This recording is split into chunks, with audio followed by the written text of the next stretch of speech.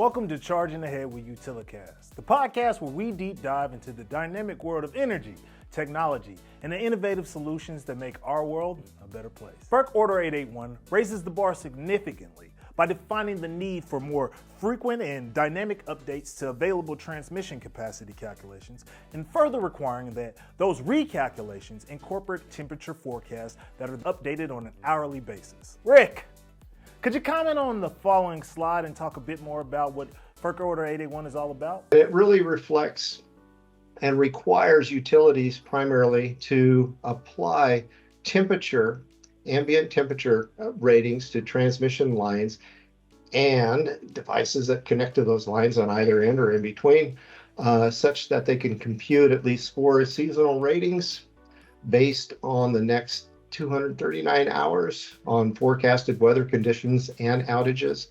And they have to implement this by July of 2025. What is the primary investment when pursuing FERC 881 compliance?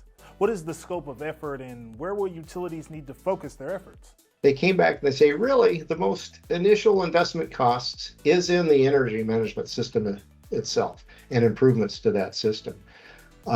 So, with that in mind, that's where the heavy lift seems to be right now among our utilities, but that's just not all of what it is. Now, you mentioned that FERC clarified much of the solution effort would be an EMS system itself. What are your thoughts on that? The last 4 lines really are talking about the impacts to other systems beyond EMS, and people kind of need to understand that it's just, again, it's just not all about the EMS system itself. There's automation work that's needed to integrate the adjusted ambient rating data into existing processes and where they're getting them, whether from joint-owned participants into their system or OASIS.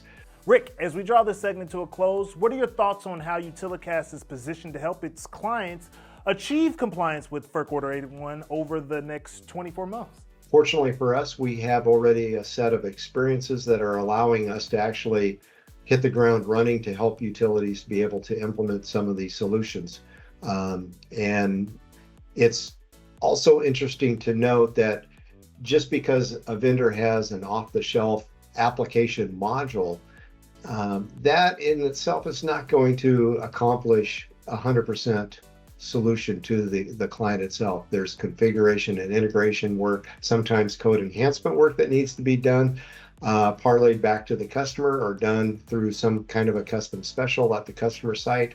And we need to kind of understand, that exists and how to talk with our clients about how we can help them greet those issues in a meaningful way. Thank you for tuning in to Charging Ahead with Utilicast. See you again soon.